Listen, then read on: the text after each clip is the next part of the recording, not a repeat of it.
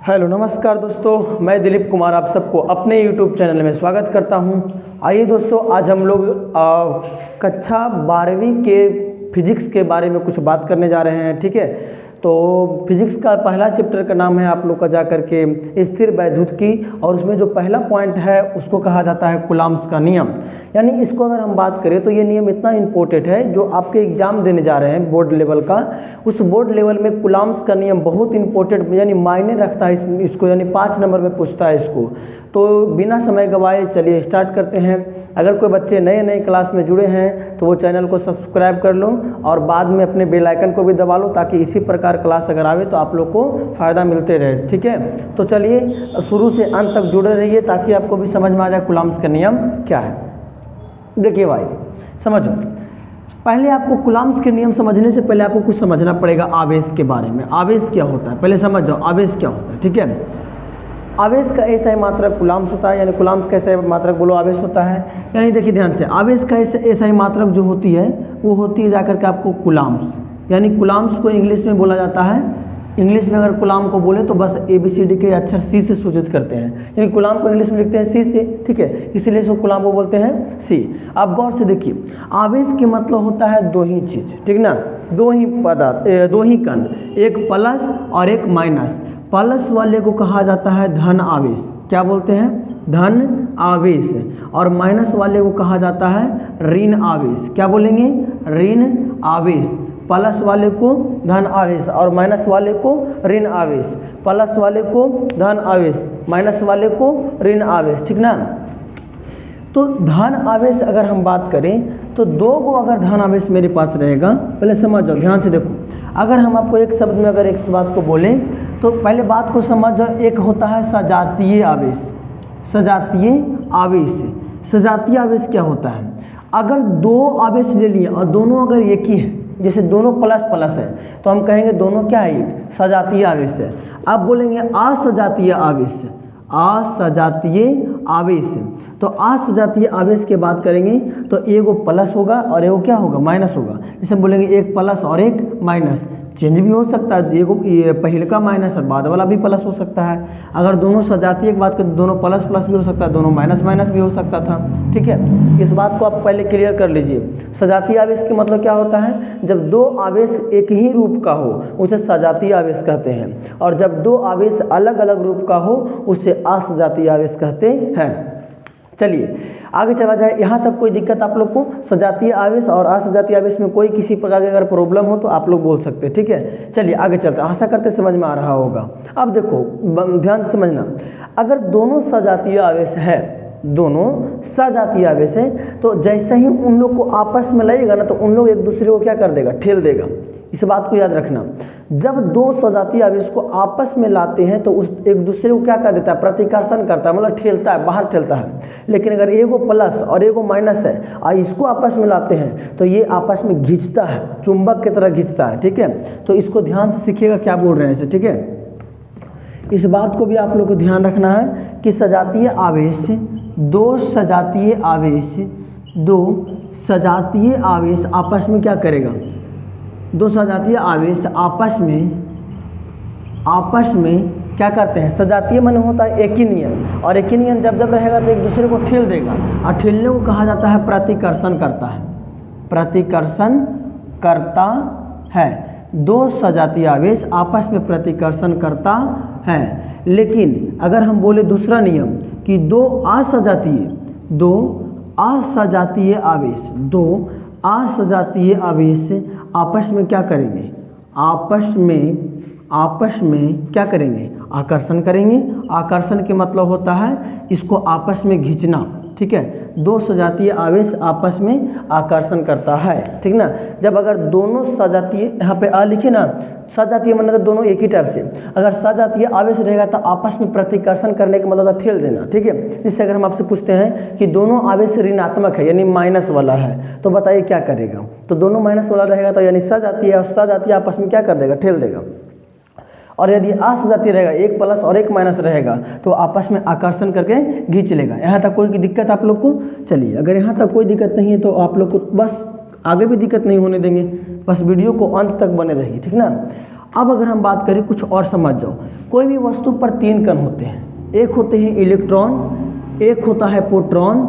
अगर हम बात करें आपको तो एक हो गया इलेक्ट्रॉन, एक हो गया इलेक्ट्रॉन और एक हो गया प्रोटॉन, एक हो गया प्रोटॉन, प्रोटॉन और एक हो गया न्यूट्रॉन, न्यूट्रॉन, न्यूट्रॉन। अब ध्यान से देखिएगा, इलेक्ट्रॉन जो है वो माइनस आवेश रखता है, नेगेटिव। इलेक्ट्रॉन माइनस आवेश दिखता है, दिख रहा है यहाँ तक प्रॉपर। इलेक्ट्रॉन जो है वो नेगेटिव रखता है, अब प्रोटॉन जो है वो पॉजिटिव दिखता है। क्या रहता है? ये पॉजिटिव रहता है। और ये जो न्यूट्रॉन है वो न्यूट्रल रहता है। न्यूट्रल के मतलब होता है कि ये उदासीन रहता है, इस पर कोई आवेश नहीं रहता है। इलेक्ट्रॉन का मान करें तो ये होता है माइनस में 1.6 × 10 के पावर -19 कूलाम। इसका मान याद रखना, ठीक है। इसका जो मान है वो बहुत इंपॉर्टेंट मान है, आप इसको याद रखिएगा कि इलेक्ट्रॉन का जो मान होते हैं वो क्या होता है, तो माइनस में 1.6 × 10 के पावर -19 कूलाम, ठीक ना। देखिए यहाँ पे नेगेटिव होने के कारण ये माइनस में हो गया इसका मान। अब ये पॉजिटिव है तो बस प्लस दे देंगे, बाकी सेम याद रखना पड़ेगा 1.6 × 10 के पावर कूलाम। ये तो न्यूट्रल, इसका कोई मान ही नहीं होगा, ठीक है। चलिए यहाँ तक कोई दिक्कत आप लोग को, यहाँ तक आशा करते हैं आप लोगों को कोई दिक्कत नहीं होगा, ठीक ना। देखिए अब कभी कभी आप लोग को दिमाग में चलेगा कि सर कौन सा ऐसा वैज्ञानिक है जो इलेक्ट्रॉन का खोज किया था, और कौन सा ऐसा वैज्ञानिक है जो प्रोटॉन का खोज किया था, और कौन सा ऐसा वैज्ञानिक है जो न्यूट्रॉन का खोज किया था। तो चलिए आपको बताते हैं। देखिए इलेक्ट्रॉन को खोज करने वाले वैज्ञानिक का नाम था थॉमसन। क्या नाम था उसका? थॉमसन। और इसका प्रोटॉन का खोज करने वाले का नाम था रदरफोर्ड। क्या नाम था इसका? Rutherford, Rutherford. और न्यूट्रॉन को खोज करने वाले के नाम था James Chadwick, James Chadwick, James Chadwick. आप कहिएगा सर कोई इसका बताइए ना उपाय, ट्रिक वगैरह कुछ बताइए ना याद करने के, कैसे याद करें हम लोग। तो आपको डायरेक्टली कहेंगे ट्रिक याद रखिएगा, और ट्रिक है ईटा पर नाच, ईटा पर नाच, ये तो याद रखिएगा, ईटा पर नाच। ई से इलेक्ट्रॉन तो टा से थॉमसन, थॉमसन, ठीक है। पा से प्रोटॉन तो रा से रदरफोर्ड। देखो पा से प्रोटॉन तो रा से रदरफोर्ड, रदरफोर्ड। ना से हो गया न्यूट्रॉन, ना से क्या हो गया? न्यूट्रॉन। तो अच्छा से हो गया चैडविक, चैडविक। देख रहे हो न्यूट्रॉन को हो गया क्या चीज? चैडविक। मज़ा आ रहा है आप लोग क्लास करने में? कैसा लगा ट्रिक आपको ज़रा बताइए मुझे, ठीक ना। अगर वीडियो अच्छा लग रहा है तो चैनल को सब्सक्राइब कर लो, वीडियो को लाइक भी कर दो, ताकि इससे हम लोग को मोटिवेशन मिले और आप लोग को इसी प्रकार से क्लास को रेगुलर हम ला सके, ठीक है। चलिए आगे चले हम। ये आपको समझ में आ गया? आप स्क्रीनशॉट ले लीजिए या फिर कॉपी कर लीजिए, जैसी आपकी इच्छा। हम आगे चलते हैं, कूलम्ब्स के नियम को समझाएंगे। यहाँ तक आप लोगों को कोई प्रॉब्लम नहीं होनी चाहिए। चलिए आगे चलते हैं। कूलम्ब्स के नियम कहता क्या है? देखिए पहले बातों को सीखिएगा। अगर एक बिंदु यहाँ है, यहाँ कोई आवेश है, और एक बिंदु यहाँ है, यहाँ भी कोई आवेश है, तो सबसे पहले अगर बात करें तो कूलम्ब बल काम कहाँ करेगा? कूलम्ब बल क्या होता है और कूलम्ब्स क्या होता है? एक वैज्ञानिक था जिसका नाम था C.A. कूलम्ब, वैज्ञानिक है जिसका नाम है कूलम्ब। उन्होंने कहा कि यदि दो आवेश है, दो आवेश कहीं भी है, अगर एक आवेश यहाँ है और एक आवेश यहाँ है, अगर हमको आपस में चेक करना कि दोनों आपस में कितना बल लगा रहा है या तो फिर दोनों आपस में कितना जोर से ठेल रहा है, तो इन बलों को निकालने के लिए जिस समीकरण का व्यक्त किया गया वही क्या कहलाता है? कूलम्ब्स का नियम या फिर कूलम्ब बल। तो आपको कोई पूछेगा कि कूलम्ब बल जो है वो कहाँ काम करता है, तो दो आवेशों के बीच के आकर्षण तथा प्रतिकर्षण बल के मान ज्ञात करने में ये मदद करता है। अब बात करें हम तो कूलम्ब्स के पहले बात करें इसका परिभाषा, बात करें हम कि कूलम्ब्स के नियम की परिभाषा बताइए। तो दो आवेशों के बीच, दो आवेशों के बीच, दो आवेशों के बीच, दो आवेशों के बीच आकर्षण तथा प्रतिकर्षण बल का मान, आकर्षण तथा प्रतिकर्षण बल का मान, आकर्षण तथा प्रतिकर्षण बल का मान, बल का मान जिस नियम के द्वारा प्राप्त किया जाता है, जिस नियम के द्वारा, जिस नियम के द्वारा प्राप्त किया जाता है, प्राप्त किया जाता है, उसे क्या कहते हैं? उसे कूलम्ब का नियम कहते हैं, उसे कूलम्ब का नियम कहते हैं, नियम कहते हैं। कोई दिक्कत है यहाँ तक? कि जब दो आवेशों के बीच का आकर्षण, अच्छा बताओ आकर्षण माने क्या होगा? उसको खींचना, यानी अलग अलग आवेश रहेगा तो आकर्षण कहेगा। यानी जब दो आवेशों के बीच आकर्षण तथा प्रतिकर्षण बल का मान जिस नियम के द्वारा यानी कि हम प्राप्त कर सकते हैं वो क्या कहलाएगा? कूलॉम्स का नियम कहलाएगा। नीचे दिख रहा है। चलिए कूलॉम्स का जो अब बात करें कितने नियम होते हैं, तो कूलॉम्स के जो नियम होता है वो 2 नियम होता है। कितना नियम होता है? 2 नियम। याद रखिएगा कूलॉम के कितना नियम? 2 नियम। चलिए आगे चलते हैं। अब हम आप लोग को दोनों नियम सिखाएंगे। दोनों नियम कौन कौन सा है? मिटा दे इसको, जो हो गया देख लिया, स्क्रीनशॉट वगैरह लेते रहिएगा। परिभाषा बता दिए तो दो आवेशों के बीच आकर्षण तथा प्रतिकर्षण बल का मान जो है वो जिस नियम के द्वारा प्राप्त किया जाता है उसे क्या कहते हैं? कूलॉम्स का नियम कहते हैं। इसका कितने नियम हो गया? तो इसका 2 नियम हो गया बाबू। चलिए आगे चला जाए बच्चा पार्टी, आगे समझिएगा। चलिए गुड, यहाँ तक कोई दिक्कत है तो आप लोग बताइए मुझे। चलिए यहाँ आपको सिखाए हम कि कूलॉम्स के कितने नियम? 2 नियम। पहला कहा जाता है कि दो आवेशों के बीच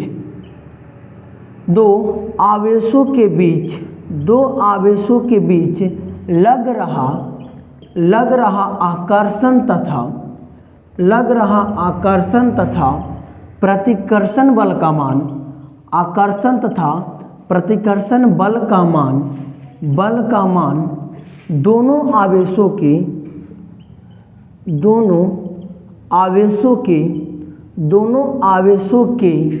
गुणनफल के समानुपाती होता है।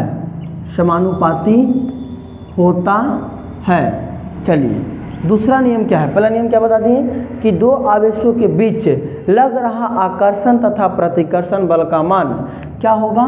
दोनों का गुणनफल के समानुपाती होगा। जैसे अगर हम बात करें तो अगर एक आवेश यहाँ है, एक आवेश यहाँ है और यहाँ आवेश जो है उसको बोलेंगे Q1 और यहाँ आवेश है उसको बोलेंगे Q2 और इन दोनों के बीच की दूरी को बोल देंगे R। कितना बोल देंगे छोटू लोग? इसको बोल देंगे R। दोनों आवेश को बीच की दूरी को R बोलेंगे। तो पहला नियम के हिसाब से क्या बोलेंगे? दो आवेशों के बीच लग रहा आकर्षण तथा प्रतिकर्षण बल का मान दोनों आवेशों के गुणनफल के समानुपाती होता है। यानी दोनों आवेशों का बल, यानी बल माने F होगा तो F बराबर बोलेंगे दोनों आवेशों के गुणनफल यानी Q1 और इंटू, यानी इंटू माने क्या होता है? गुना, और यहाँ पे क्या बोलेंगे? Q2 गुणनफल के समानुपाती होता है। समानुपाती बोलने के लिए हमको समानुपाती का चिन्ह देना पड़ेगा। समीकरण इसको बोलेंगे क्या चीज़? समीकरण बोलेंगे फर्स्ट। चलिए दूसरा नियम देखेंगे। इसका दूसरा नियम क्या है? फिर से बोलेंगे वही कि दो आवेशों के बीच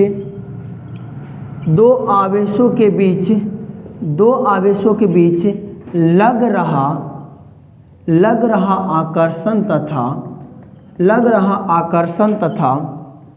प्रतिकर्षण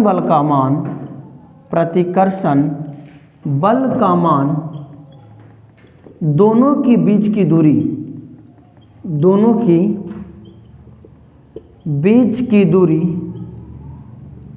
के वर्ग के व्युत्क्रमानुपाती होता है। व्युत्क्रमानुपाती होता है। कहीं पे माइनर मिस्टेक अगर लग रहा है तो उसको आप लोग देख लीजिएगा। ठीक है नीचे। चलिए अगर हम बात करें तो इसके बाद को देखना, मतलब दो आवेशों के बीच लग रहा आकर्षण तथा प्रतिकर्षण बल का मान दोनों की बीच की दूरी, देखो एगो आवेश Q है, एगो आवेश Q2 है, दोनों के बीच की दूरी कितना है? R। मतलब दोनों के बीच की दूरी के वर्ग R के क्या चीज बोलेंगे? स्क्वायर। वह यानी बल निकालना है, दोनों के वर्ग के क्या होगा?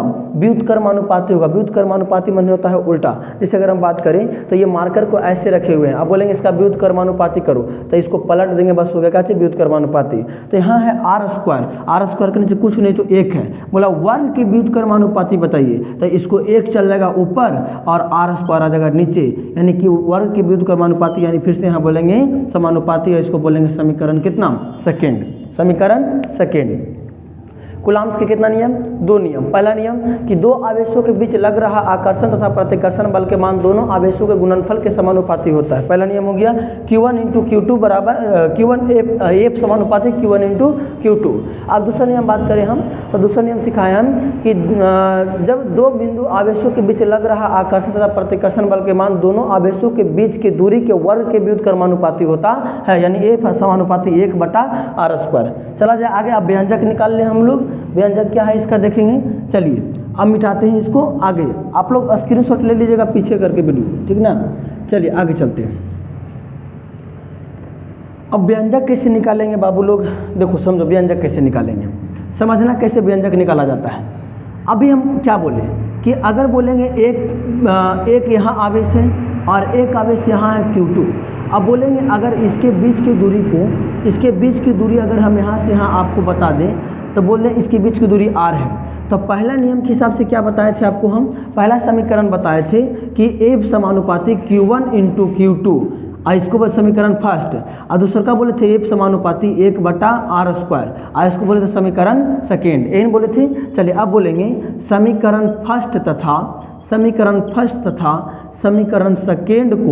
समीकरण सेकेंड को तुलना करने पर जब तुलना करते हैं तो दोनों तरफ के मानों को एक पट्टी रख लेते हैं, ठीक है। तो दोनों तरफ f है तो उसके बदले एगो f लिखेंगे, दोनों के समानुपाती के बदले एगो लिखेंगे। अच्छा बराबर नहीं, अब इधर क्या है Q1 इंटू Q2, और इसको बोलेंगे गुना में 1/r², एक पट्टी के अलग और एक पट्टी के अलग, ठीक है। चलिए अब बोलेंगे f समानुपाती Q1 इंटू Q2 को अगर 1 से गुना करेंगे तो होगा Q1 इंटू Q2, और बटा में हो जाएगा r²। यहाँ तक किसी बच्चे को कोई प्रॉब्लम है तो मुझे एक बार बताएं, ठीक है। यहाँ तक कोई दिक्कत, यहाँ तक समझ में आया आप लोग को, यहाँ तक समझ में आया। चलिए यहाँ तक समझ में आ गया, तब आगे कुछ है ही नहीं। अब बोलेंगे f बराबर, अब बराबर दे रहे हैं, अब समानुपाती को जैसा ही बराबर के रूप में चेंज करेंगे तो यहाँ पे ABCD के कोई अक्षर आ जाएगा जिसको बोलेंगे K, और फिर से वही बोलेंगे K, और Q1 इंटू Q2 बटा में कितना r², ठीक है। अब यहाँ बोलेंगे कि जहाँ K एक नियतांक है, जहाँ K एक क्या है, नियतांक है, और K का जो मान होता है वो होता है 1/4 पाई एप्सिलॉन नोट, इसको कहा जाता है एप्सिलॉन नोट। देखो ऐसे लेना है और बीच में खींच करके यहाँ 0 लगा देना है, उसको बोलते हैं एप्सिलॉन नोट। एक्चुअली ये एप्सिलॉन है और इसमें ये 0 लगता है ना तो वो होता है नोट, ठीक ना। तो इसका मान K का मान कितना हो गया 1/4 पाई एप्सिलॉन नोट। अब इसको यहाँ ले आके धर देंगे, यानी F बराबर 1/4 पाई एप्सिलॉन नोट, अब बोले Q1 इंटू Q2 जो भी पहले से था बटा में r²। यही हो गया कूलम्ब्स का नियम। कूलम्ब्स का नियम, ये क्या हो गया कूलम्ब्स का नियम। क्या बोल दिए हम कि F बराबर 1/4 pi epsilon note Q1 into Q2 बटा r²। कोई दिक्कत है यहाँ तक। चलिए आप लोग को मज़ा आया क्लास करने में, कैसा लगा ये वीडियो, ठीक ना। अगर वीडियो अच्छा, अभी और क्लास चलेगा, यदि वीडियो अच्छा लग रहा है तो जो नए बच्चे हैं वो चैनल को सब्सक्राइब कर लो और बगल में बेल आइकन है उसको भी दबा लो, ताकि जब जब हम वीडियो अपलोड करें तो आप लोग के पास नोटिफिकेशन चला जाए, ठीक है। अच्छा कितना बच्चे ऐसे हैं जो चाहते हैं कि क्लास 12 की फिजिक्स को सर इसी प्रकार रेगुलर बनाया जाए, यानी और भी जैसे गॉस का नियम है, वन डिग्राफ है, ये सब जो भी है आपके पास वो सर उसको बना दिया जाए। आप लोग कितना बच्चा चाहते हैं इस बात को, अगर चाहते हैं तो आज कमेंट बॉक्स में आकर के आप कमेंट कर दीजिए, ताकि आप लोग को वीडियो को हम इसी प्रकार रेगुलर बना सके, ठीक है। चलिए यहाँ तक कोई दिक्कत, हट जाते हैं। आप लोग स्क्रीनशॉट लेना चाहते हैं तो ले लीजिएगा, हो गया। चलिए अब आगे देखिए, एक सेकेंड रुको।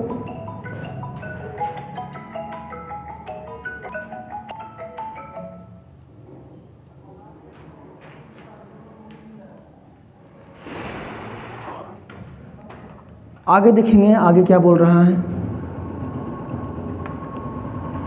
अब हम बात करेंगे कि कूलम्ब्स के नियम जो है वो किसके लिए काम करता है। कूलम्ब्स के नियम को और क्या कहते हैं, तो कूलम्ब्स के नियम को विद्युतीय बल भी के नाम से भी जाना जाता है। विद्युतीय बल, कूलम्ब बल को विद्युत बल तथा केंद्रीय बल, ये दोनों के नाम से जाना जाता है, ठीक है ना। कूलम्ब्स का जो नियम है,